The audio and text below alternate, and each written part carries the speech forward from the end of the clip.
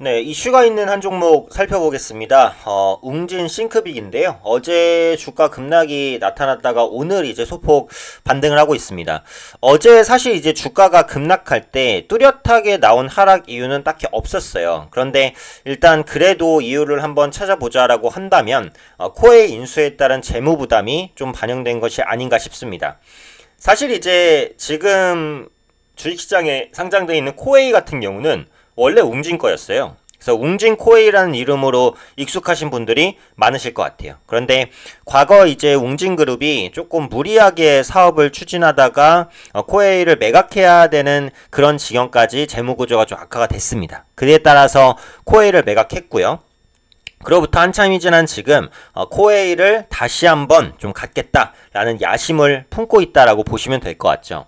그런데 이제 문제가 있어요. 문제가 뭐냐면 인수 자금입니다.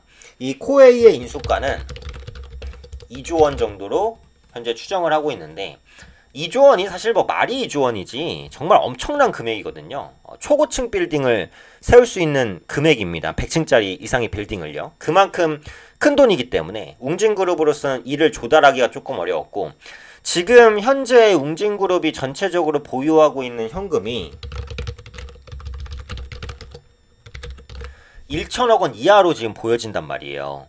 그러니까 2조짜리 기업을 사야 되는데 지금 현금이 1천억도 없다라고 한다면은 살 수가 없지 않습니까? 그러다 보니까 이제 재무적 투자자를 계속해서 찾았는데 최근에 다시 기대감을 생긴 부분이 재무적 투자자인 한국투자증권이 1조 6천억 정도의 자금을 조달하기로 했어요. 그러면 2조 원에서 거의 80% 정도의 금액이 마련이 되는 거잖아요. 그러면서 웅진의 그 코웨이 인수 가능성이 굉장히 크게 열렸다. 이렇게 보시면 될 것 같습니다. 그래서 MBK로부터 코웨이 인수 계획이 세워졌는데 문제는 2조 원에서 1조 6천억을 빼면은 4천억 원이잖아요. 이 4천억 원은 웅진그룹에서 조달해야 되는데 지금 현금이 없어요. 없단 말이에요. 그럼 최소한 3천억 이상은 조달을 해야 돼요.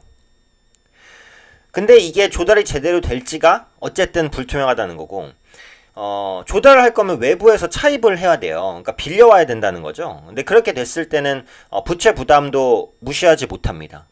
그래서 이렇게 재무 구조가 웅진그룹이 계속해서 좀 안 좋아지려는 구조로 가다 보니까 신용평가기관이죠. 한국신용평가에서 웅진의 신용등급을 한 단계 하향 조정을 했어요.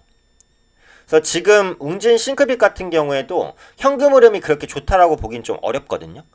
그래서 이런 부분을 전반적으로 봤을 때는 어제장에서는 그런 우려감이 조금 반영되면서 수급이 빠져나간 게 아니냐 싶습니다.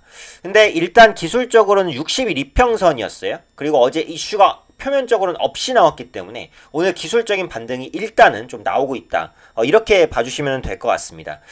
근데 이제 기관과 외국인의 수급이 조금 꺾여 내려가면서 주가가 급락했기 때문에 현재 확실히 바닥을 잡았는지 이걸 장담할 수는 없어요. 지금 웅진 싱크빅이 확실히 바닥을 잡고 가려면 이 자금 관련 불확실성이 일단 빨리 해소가 돼야 되는데 아직까지는 이게 해소되는 흐름은 아니에요. 그러다 보니까 우려감을 시장이 계속해서 보여주고 있는 상황이고 그럼 웅진 싱크빅이 인수하기로 한 기업은 이제 코웨이란 말이죠.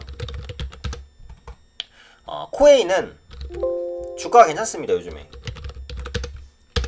네, 양호한 성장세를 보여주고 있죠. 그래서 이렇게 이제 주가가 계속해서 우상향을 보여주고 있는 게 국내 렌탈 시장에서의 성장이 괜찮고 또 요즘에 코웨이가 그 해외 시장 진출을 적극적으로 추진하고 있어요. 그러다 보니까 이런 부분에 대한 기대감이 부각이 되고 있는데 국내 렌탈 시장 같은 경우 사실 지금 경쟁이 굉장히 치열해지는 중이에요.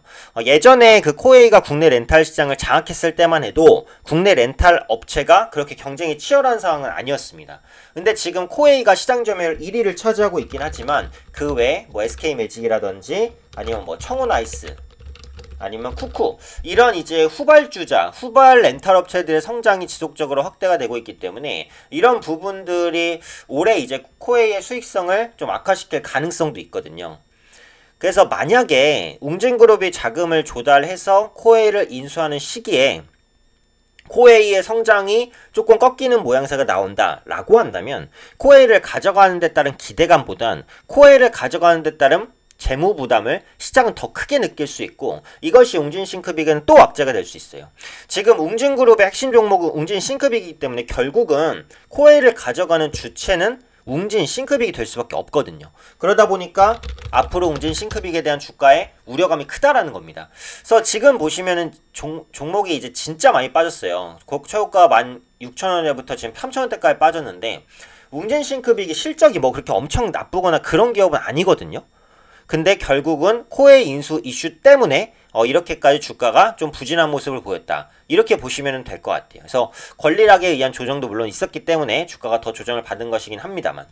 그래서 결론적으로 보면은 지금 당장은 좀 보수적으로 보고 있어요. 아까도 말씀드렸듯이 일단 자금을 조달할 수 있는 자금 문제가 좀 해소가 돼야 될 것이고, 두 번째로는 코웨이에 대한 성장성이 지금처럼 유지된다는 확신을 다시 한번 시장 참여자들에게 줄 필요는 있어 보입니다. 그래서 이런 부분들에 대해서 의문이 남아있는 것은 사실이기 때문에 이런 부분에 대한 의문이 확실히 제거되기 전까지는 좀 보수적인 대응을 유지할 수밖에 없다라고 생각을 해요. 다만 지금 보유하고 계신 분들은 일단 어제 매도했으면 몰라도 오늘까지 보유하고 있으면 오늘 양봉이니까 굳이 매도할 필요는 또 없을 것 같아요. 보유하면서 추가적인 반등을 일단 기다려 보는데 신규 매수를 할 만큼 매력적인 위치도 사실은 아니다. 네, 이렇게 이제 판단을 하고 있습니다. 그래서 웅진 싱크빅은 결국은 코웨이 인수에 따른 재무 부담 이런 것들을 많이 해소할 수 있는지 이게 관건이니까 이 부분에 포커스를 맞추면서 지속적으로 좀 체크해 보시면 좋겠다. 네, 여기까지 말씀드리도록 하겠습니다.